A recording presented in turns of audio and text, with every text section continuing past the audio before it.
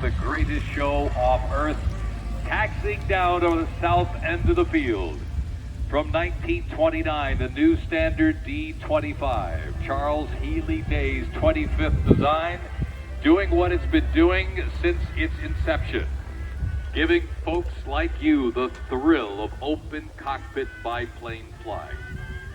Back in the day, to carry a lot of passengers, you needed an airplane that had the muscle, and this was the airplane that had the muscle to provide the excitement that these folks are going to get right now.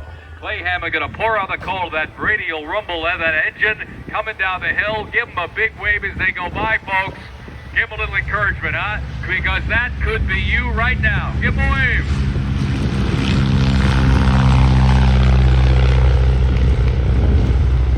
Back in the day, the Barnstormers Greenwoods will take you higher, low, fast, or slow, any way you care to go. It's worth the ride just to see if you like it or not. We'll fly over your house. Who's visiting your spouse? And our pilots will touch the ground so gently, why even the grass object. In about 1852, and what they were doing is making horse-drawn wagons. Eventually, they wound up getting a lot of great stock car racing with these cars. State-of-the-art, 1916, folks, and it's still running today. Speaking of running, if you want something that's bright, fast, and fun, try this one out. Speedster. That's true open-air driving for you. Model T was not designed to be fast. This one would cruise along pretty good. And they made about 15 million Model Ts over the years. Pretty neat thing. And Stutz Bearcat was one of their competitors, the Mercer Raceabout, but if you could get a Speedster, that was really good. Now, speeding it up, we've got a little something a little more modern, but the Ural motorcycle and sidecar. It's been around here since about 1969. Rachel and Paige going to take it for a little cruise, while the shadow of our new standard D25 lurks overhead. The car that saved Paris, 1913 French Renault. This has been here for over half a century, gang. Refurbished in about 2014. The famous Taxi de la Mar, we painted it up as. In 1914 September, the Germans are about to invade Paris, did not have enough vehicles. They actually commissioned all these taxis. You can find pictures online, and they actually used those to move the French troops up to the front, and were able to save the day, and it was known as the car that saved Paris. Another Model T design here. This was very popular about 1927. We've kind of painted it up like Ryan Airlines. I mentioned the Roosevelt Field. This could have been out there with Lindbergh back in the day. Would be running around. This, for example, would be something that would be basically like a runabout to go around and just bring tools or fuel or whatever you needed to various hangars that were out there. All right, Kieran is going to try this now. He says, if Daniel can do it, I can do it just as good. Kieran going to try out the high wheel bike, known as the Bone Shaker. That large wheel was really kind of helpful because it provided high speeds and comfort. Comfort? Well, shock absorption through the big wheel. Wasn't much comfort when you fell off, hence the name the Bone Shaker. But can you imagine racing that around a racetrack, 25, 30 miles an hour back in the day? Pretty state-of-the-art. We'll have to figure that out later during the show. Looks like it's trying to pull over the Ural. Well, that was top speed, gang. That's about the top speed now on the Henry Hudson Parkway on a Friday afternoon going northbound.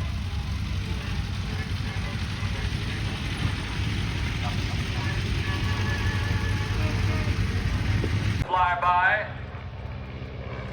from our new standard D25. Clay Hammond at the controls. Clay Hammond grew up here just as well. His father was the chief mechanic and pilot here for many, many years. And following in his dad's footsteps. Make a lot of money that day flying. So Charles Healy Day was approached by Ivan Gates, Clyde Pangborn, and said, can you make me an airplane that can carry 4 passengers? And so he put pen to parchment, and lo and behold, came up with the new standard. This was his 25th design, and we're earning its keep with it today here at Old Rhinebeck. Clay Hammond wheeling it on. Here to Copail on the old Rhinebeck Aerodrome. We're going to give the checkered flag, and let's get our first of our barnstorming planes into the air. Ladies and gentlemen, here comes the de Havilland DH-82 Tiger Moth. Pouring on the coal for that 1934 biplane. Dave King at the controls, going right off the hill with a real nice breeze.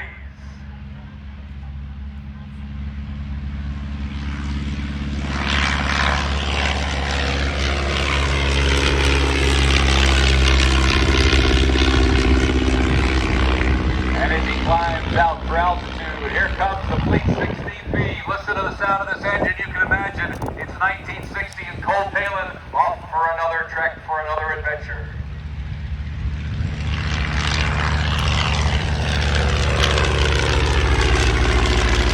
On stage, ladies and gentlemen, the East Coast Doughboys, the largest organization of great war reenactors in the U.S. with more than 600 members. And today we've got living historians from New York, from New Jersey, from Connecticut, very dedicated. The East Coast Doughboys have led memorial ceremonies in Manhattan and taken part in planning of the new National World War I Memorial in Washington. With a stiff breeze, we're going to drop a little bit farther up, and ooh, that broke up a little bit. What do you think it is, folks? Yeah, it's a cheap roll of toilet paper. I don't know if that's the Delsey brand, but there we go. It's the fantastic, death-defying Delsey dive. How many times can he cut that rib before it hits the ground? There is cut number 1 in a Fleet 16B. Pulling it up and around. Let's see what he can do with that second one. Alex Jameson getting the bead on the second cut. Cut number 2. It's moving pretty good up there with that breeze. Cut number 2, taking it right off from the top. You have to adjust your altitude, your airspeed, just to get this right. And the hardest part really is throwing it out, trying to find it. But once you do, it's a ton of fun. Cut number 3 is coming up, getting the bead on it here. And there we go with cut number 3. Let's see if we can get 4 cuts. I'm sure he can. The Fleet is agile. It was a Canadian trainer during World War II. We're going for cut 4 here, right? Cut 4. Here we go. Boom. And I'll take 1. Knowing Alex, he's going to try to go for cut 5 because I would if I were up there too. But it's falling pretty good and it's going to be close. But let's see how we do for cut number 5. Taking it down center stage. Alex with the Fleet. There you go. Cut 5 to his credit. Bright yellow wings in our afternoon sun here in the Hudson Valley. A little wing over and give you a photo flyby. Alex Jameson in the Fleet 16B. 160 horsepower kidder roaring away. One of the first 3 airplanes, folks, to land here in old Rhinebeck back in the day.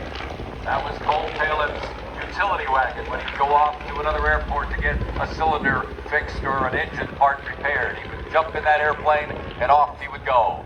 Install tips. It's a very handy feature for trainers to give novice pilots their due course and understanding flight so they can move on to a bigger and more powerful airplane to defend the realm. And Dave will side slip just like I told you about with the new standard. And you see those wing flaps kind of pop out right there. Hold it off, and boom. Beautiful 3-point landing, what we always like to see. Alex Jameson pulling back the power on the kidder. And you'll notice he'll also side slip. We use the side of the fuselage to control our rate of descent without increasing the airspeed. Once you get it nailed where you want it, through the notch.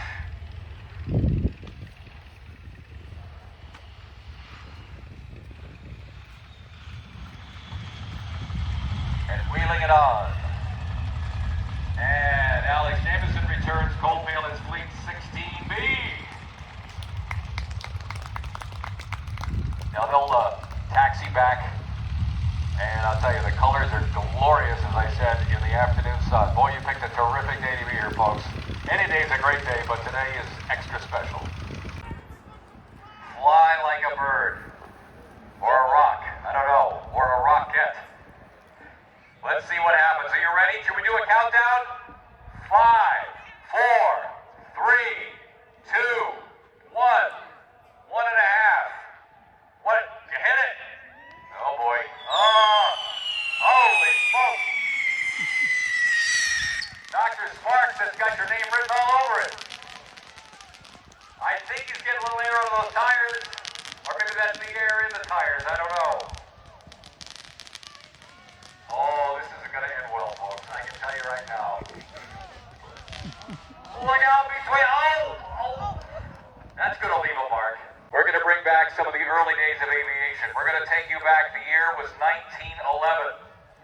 Imagine that. Our 40th president, Ronald Reagan, was born. The Chevrolet was introduced. And maybe in 1911, you saw at the county fair a Curtiss pusher fly. Watch. Yep, that's Matt.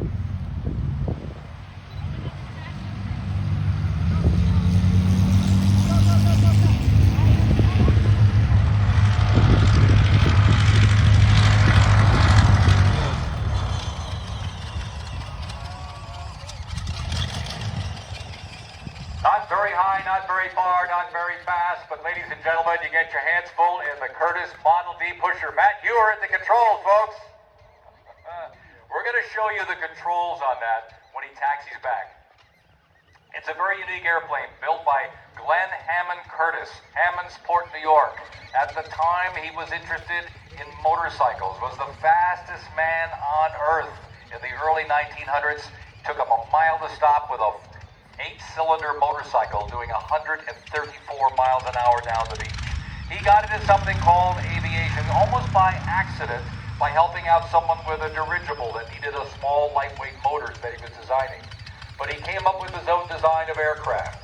This was the example. It's designed around the movements of a person on a motorcycle. Being a motorcycle racer, he knew about such things. This is the kind of airplane you would have seen at air shows back in 1911. But in 1911, there were no air shows. It was the county fair.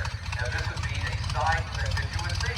People like Lincoln Beachy and Ruth Law would demonstrate airplanes like this. Eugene Ely and, of course, Glenn Curtiss. Back in the day, they were the superstars. They were the Derek Jeters, if you will, of their day. And we're going to show you how this airplane is operating for its controls. You'll notice the outriggers. That's bamboo. Little black pieces of tape in between the bumps, the nodes, are what are used to keep it from splitting. So Matt is in this cockpit of this airplane, if you could call it that. There is a wheel. He's going to turn the wheel like a car.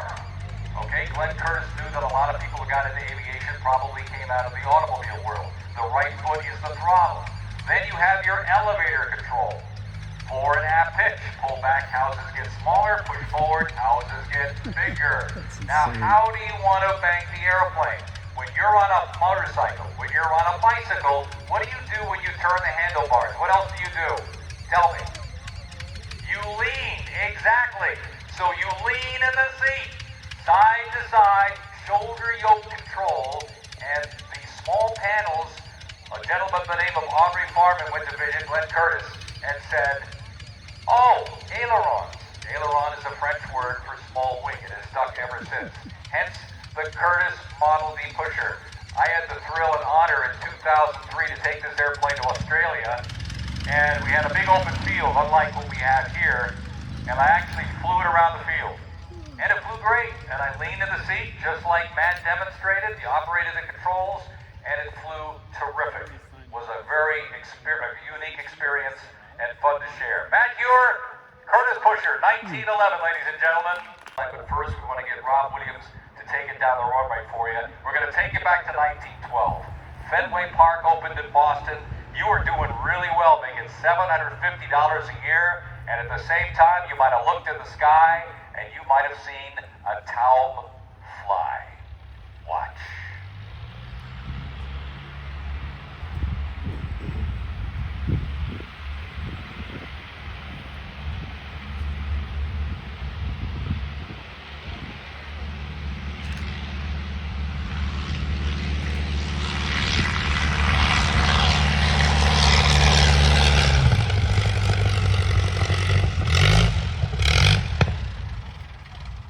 Adding a little power graceful bird. Yes, Taub is German for dove.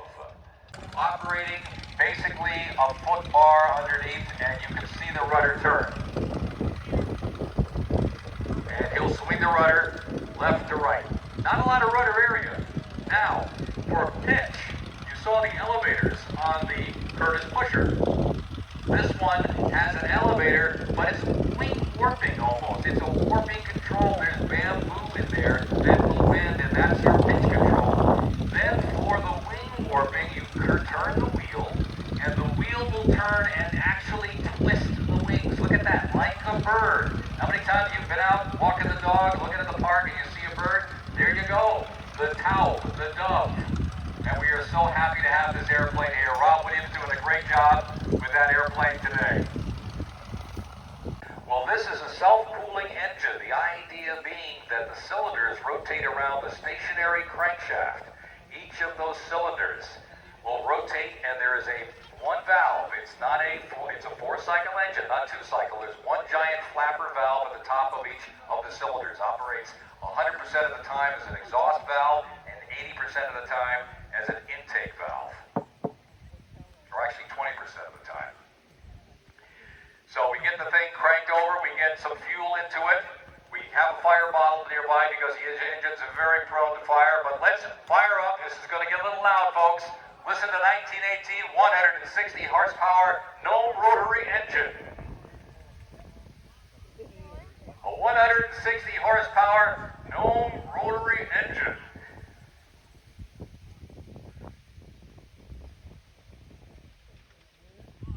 There is no throttle control on this. You select the magneto for firing how many spark plugs per revolution.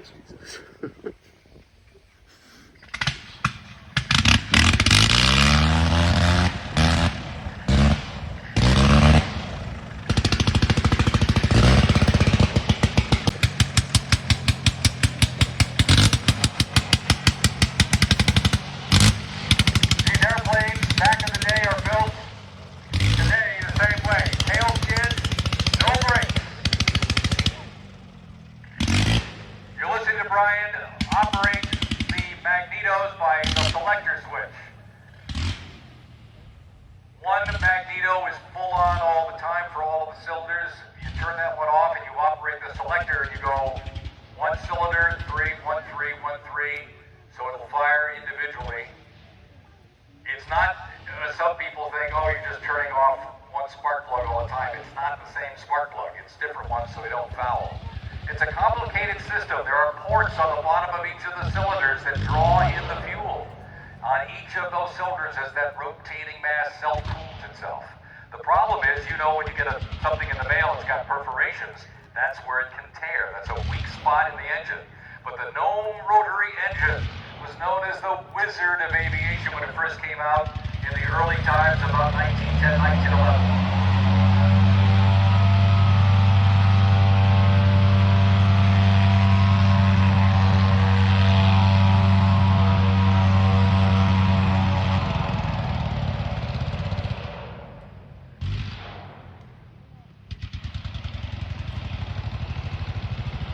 All right, Brian calling, chocks away, runs the engine up, about 1,300 RPM. Watch this baby climb.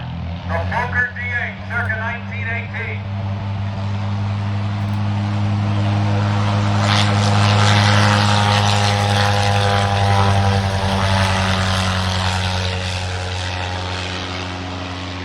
Quite ironic that Anthony Fokker designed this airplane with Reinhold Platz.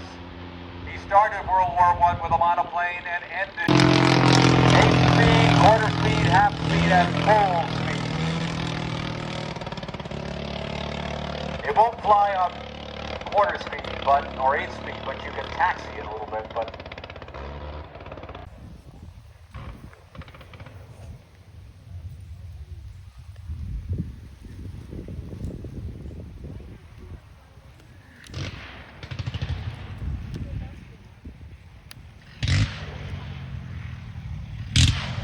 no brakes, digging that tail, nailing the tail, and a Fokker D8 from 1918 comes back to old Rhinebeck.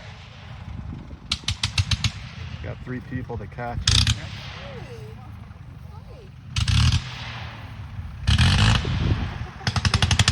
As Brian taxis by, he'll come by close to the crowd line for you to take a look at that spinning mass and that engine in there. On the rotary engine, those cylinders spinning around at about 1,300 RPM. That's about it. You got a big efficient propeller moving a lot of air. You'll catch a little whiff of that castor oil as he goes by too. That's what you see popping out of there, that cowling. I will tell you though, this is a rare Curtiss Jenny. We discovered that only by accident when Cole Palin acquired this airplane. We have it painted up in navy colors that might have been seen in Pensacola back in the day. But the Jenny was very popular with this design, with this Hisso engine, for bringing the mail to America.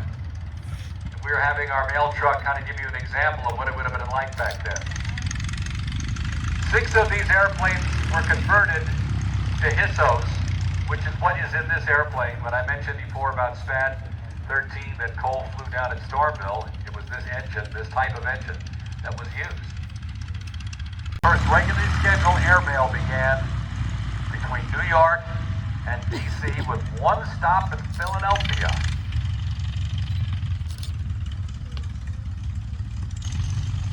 Ken Cassins, your pilot for the airplane today. So much. A lot of wire bracing. Ken's going to run that Hisso up. Make sure he's happy with it.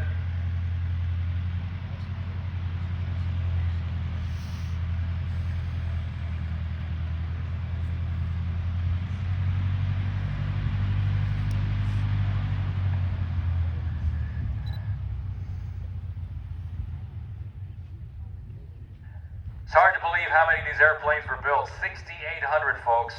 Of 929 that were still around back in the day that survived, there was only a handful with Hissos, and you're about to hear one of 2 that are left in the world.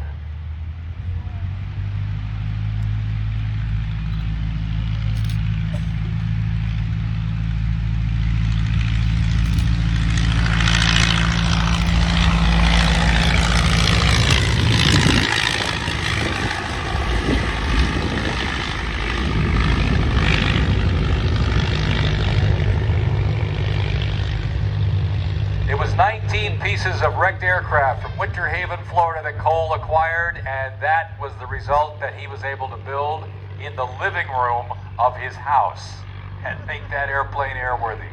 And with a gentle sigh, the Curtiss Jenny, our grand old lady of old Rhinebeck, returns to the field here in the Hudson Valley. Pistol F2B takes to the air at old Rhinebeck.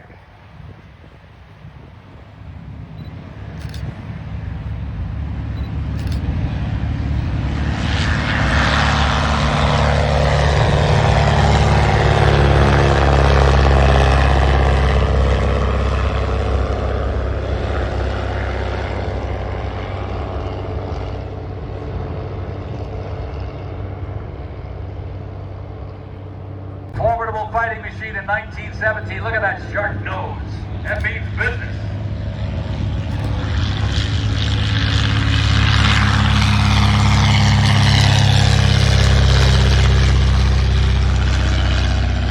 The brightly colored design was promoted very heavily in the German Air Force at the time.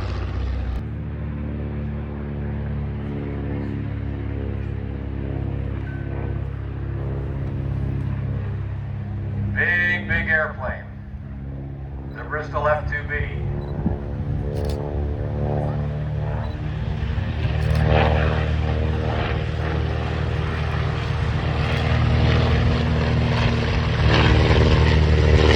And if it settles down, the Albatross D5A says, I'm not done today. I'll be back tomorrow.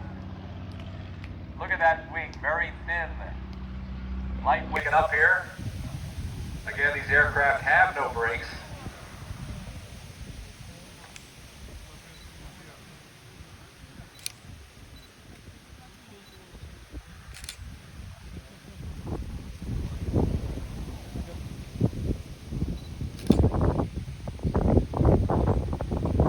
And nailing that tail. Clay Hammond returning in the Albatross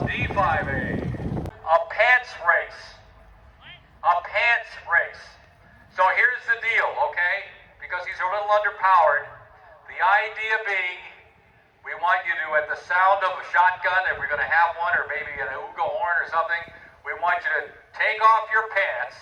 No, not right now, Alex. Gotta control that kid. We're going to give you the signal. Kenny, Brian, Alex, you're going to drop your pants, take off your boots, run to your airplanes. We'll get them started. And the first one to do a circuit and land, get your boots, get your pants back on, not necessarily in that order, you'll win. We don't know what you win, but are you guys ready? Folks, I think we can help them out with a countdown at least. I don't know if we've got a shotgun to kick it off, but can we do this in 5? You ready? 5, 4, 2, 1, hit it! Here we go, gang. Getting ready for the, oh boy, what a photo op you got here. Let's hope we don't have any malfunctions. Look at these bloomers, folks. The skivvies of the skies. And ladies and gentlemen, here we go. We need some like yakety sax music going on during this or something. Look at Ken Cassins, patriotic through and through. And Brian Coughlin just stepped right off the beach.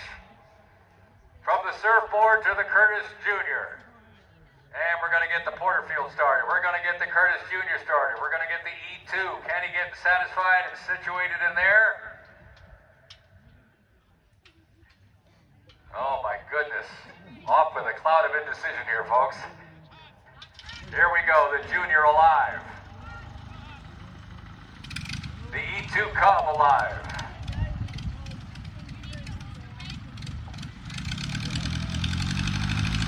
Yeah, we're going to hide all that stuff on them. All right, the E2 Cub getting a head start. Pop, pop, skip, skip, 40 horsepower. Little trouble getting the Porterfield started, but I think we got it going. Look at that. There it goes, folks. 1936 Porterfield Collegiate. Cut everybody off.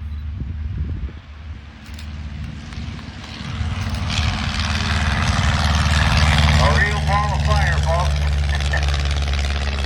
And up we go. And here comes Ken Cassins in the E2. Give a little separation.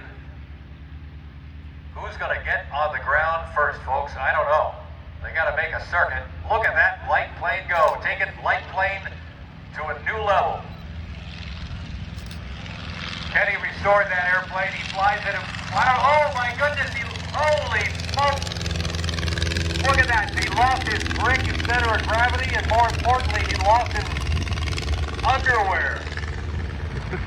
Ryan trying to pick it up, I think, with the Junior. Holy smokes, we have a wardrobe malfunction, folks. I think you could use that checkered flag up in the cockpit right now, Mark.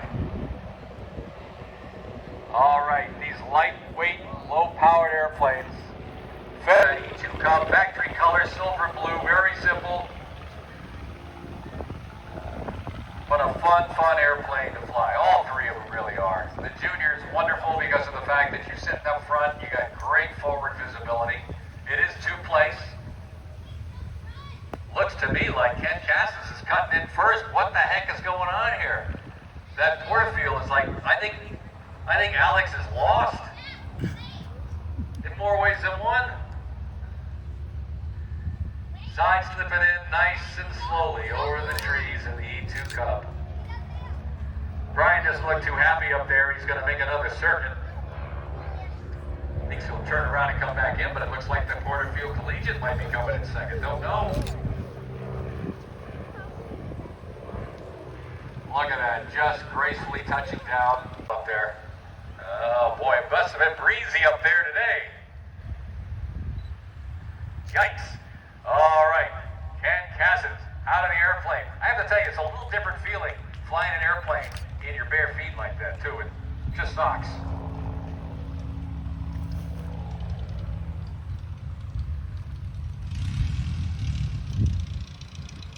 Oh boy, they look like they've kind of sabotaged Ken's boots.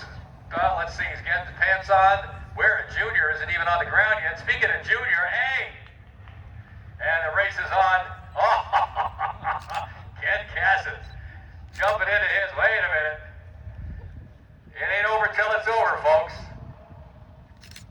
Ryan Coughlin settling down in the 1929 Curtis Wright Jr. Yep, we could get one of those for about $1,500, but during 1929, the Depression was on. It was tough. I don't know. Ken Cass has got a few knots to undo before he can put the real knots in his shoes. Oh, look at Alex Jameson. Wait a minute, hold on a second here. Ken Casson's racing. Wait a minute. Oh, Alex Jameson won with the slip-on boots. There you go. You got a new one, huh? What the heck is this thing now? Are you still in the rockets? Bigger rockets. All right, bigger rockets, no waiting. Do we have a fire extinguisher? You don't need one. I have a feeling you're gonna. All right, well, make sure you point them into the wind. We'll do this on 5, 4, 3, 2, 1. Hit it. Oh my gosh, well, folks. Dr. Thaddeus Sparks, I think you need to go back to the drawing board. I don't know, well, he's got a little bit of lift there. I don't know, folks. He's trying to jump, but I don't see anything happening but lots of sparks, and there he goes over the... We should have tied him to a rocket. There goes Dr. Thaddeus Sparks trying to chase him down. He's going over to Ken and then wait a minute, hold on, no Ken. He's trying to get away in the Fleet 16B. This is not good, folks. What the heck is going on out there? Oh, here come the police. In our 1916 Studebaker. Now I know what that big net was for. Aha! But they're a little bit late to the party. Come on, guys, they're down there. Ken's being overrun by that airplane. They may take off. This is not good, folks. This was not part of the show. Please bear with us. Yikes. They're shooting some serious ammunition out there.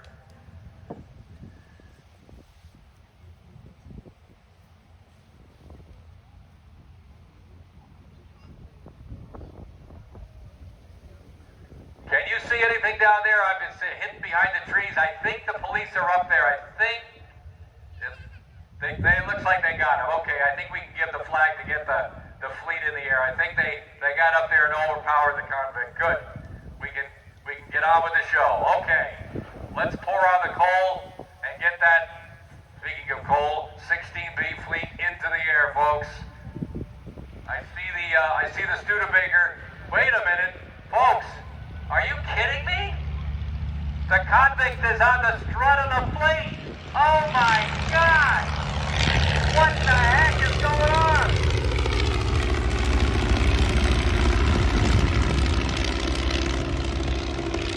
Ay. And here they come. Hudson Valley's finest. What are you guys doing out there?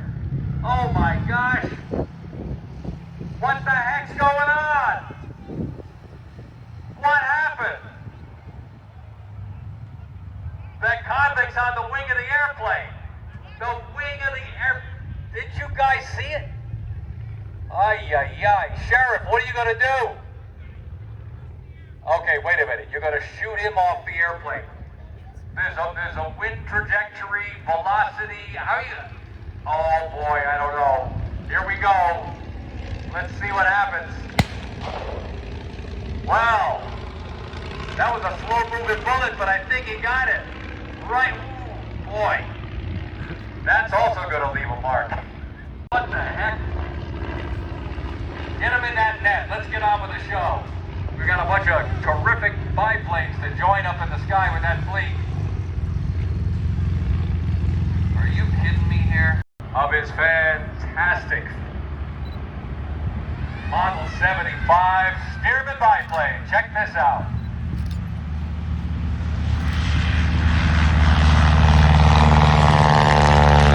Right behind him, Matt Ewer, recently restored one of the most famous sport airplanes in the United States, starting back in the late 20s, the Great Lakes Sport Greener.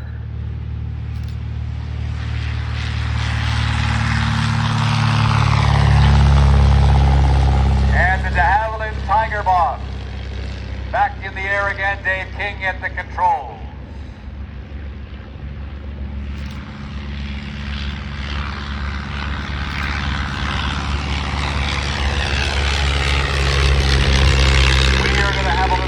Bursting competition for you folks. A lot of fun to do. You can pick your favorite pilot, pick your favorite color, pick your favorite airplane. 2 points. Diving down, Rob Williams in the Stearman. Down, down, down we go with the Fleet 16B with Ken Cassins, Matt Ewer in the Great Lakes, David King in the Tiger Moth. We're pulling up, getting some spacing. Pick your favorite pilot, favorite color. You just have to go for just one. You see a whole bunch and you can't make up your mind. Going for one of those red ones down below, I think, or maybe he missed them altogether. All right. Well, that was a beautiful flyby by Rob Williams. So we got a 0 there, unfortunately. All right, Ken Cassins taking Cole Palin's Fleet 16B. Maybe it's got the luck of Mr. Palin on board with this. He's going for I guess, a red balloon because they all look red at this point. Okay, what's going on here? Am I missing something? Great Lakes, Matt Ewer. See that kidder popping away. Well, what do you say? 1 point he hit it? I give him 1 point. Okay, 1 point he hit it. 1 point for Ken Cassins, Rebecca. Speedy, Great Lakes, going for a balloon. I say a 1 point for Matt Ewer as well. 1 point. Dave King, not to be outdone, says I gotta get something on the board here. So close. 1 point he hit it, or do you miss it, folks? What do you think? Okay, we'll give him 1 point. 1 point for Dave King. And this is our third pass. And lining up on a balloon, Rob Williams. I'd give 1 point for that. Let's give 1 point. Just one. He almost hit that one there. That was so close. Went ground. There's one airplane you won't see at the moment, but you will be seeing a little bit. And that's Matt Ewer in the Great Lakes. And you'll soon find out why that airplane is so revered by pilots since 1929. He's going to give us a very special demonstration this afternoon. I think you're really going to enjoy. Rob, little bit of smoke, and over the top we go for a nice loop. And that's a pretty darn good looking loop. How about that? Over the top, turn it around in what's called a Cuban 8. Painting the sky.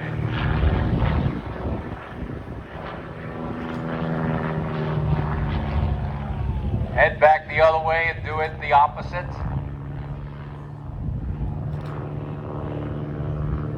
Nice and slowly. Very agile, very nimble. Straight up we go, something called a hammerhead. Let the energy run out, you kick the rudder, and straight down you go.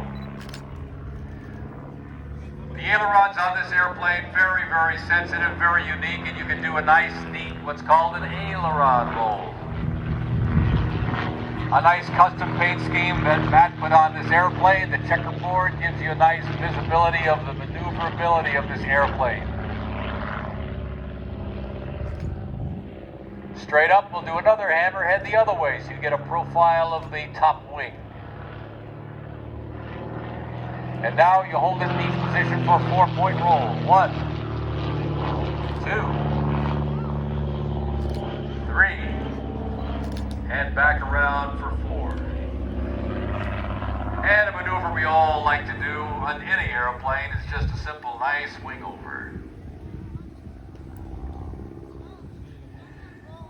Matt has a maneuver he does here where he combines a bunch of different things. It's a hammerhead with a quarter turns as he's going straight up.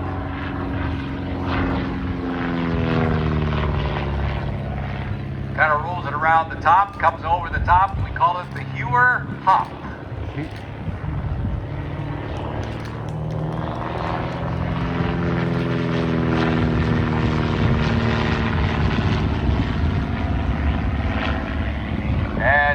we go, we'll do another hammerhead. Why not? It's fun.